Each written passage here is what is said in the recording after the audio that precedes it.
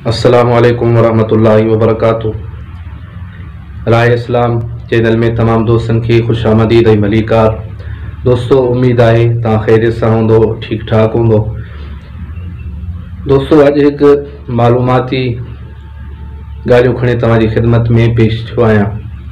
सो जेकॾहिं अॼुकल्ह हिन वक़्त जे अंदरि हिन मुआशरे जे अंदरि जेकॾहिं ॾिठो वञे त महिमान जिते बि ईंदो आहे त अक्सर माण्हू उन महिमान जे अचण में नाराज़ हूंदा आहिनि। सो जेकॾहिं असां इस्लाम जी रोशनी में इन महिमान ते निगाह ऐं नज़र विझूं त केतिरे क़दुरु महिमान जे अचण सां बरकतूं मिलनि थियूं ऐं अल्लाह पाक जो करम थिए थो।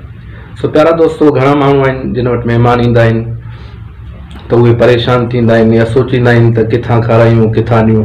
सो अव्हांखे परेशान थियण जी ज़रूरत न आहे ऐं परेशान थियण जी का बि गुंजाइश न आहे, छो जो महिमान अल्लाह जी तरफ़ खां बरकत खणी ईंदो आहे। सो इन जी सिलसिले में हुज़ूर अलैहिस्सलातु वस्सलाम जो हिकु फ़रमान अव्हांजी ख़िदमत में पेश थो कयां त नबी पाक अलैहिस्सलातु वस्सलाम जिन फ़रमायो त महिमान खे कॾहिं बि बुरो न सम्झो या हुन जे अचण ते कॾहिं बि मायूस न थियो।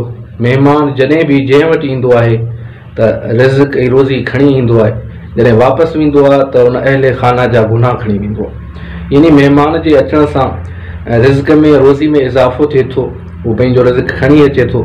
जॾहिं वापसि मोटंदो आहे त अहले खाना जा गुनाह, यानी जंहिं वटि महिमान बणिजी आयो आहे उन जा गुनाह माफ़ कराए वेंदो आहे। सो प्यारा दोस्तों, केतिरी न असांजे लाइ इन में सआदत आहे ऐं ख़ुशनसीबी आहे ऐं केतिरी न ख़ुशख़बरी आहे जो जॾहिं महिमान असां वटि अचे ऐं उन जे अचण जे करे असांजा गुनाह माफ़ थी वञनि त इन खां वॾी कहिड़ी नेमत आहे।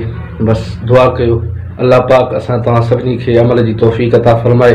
इंशाअल्लाह अव्हां दोस्तनि जो साथ रहंदो त राह इस्लाम चैनल ते वरी बि तव्हांजी ख़िदमत में हिकु नई मालूमात खणी हाज़िर थींदुसि। तेसीं ताईं इजाज़त ॾींदा अल्लाह।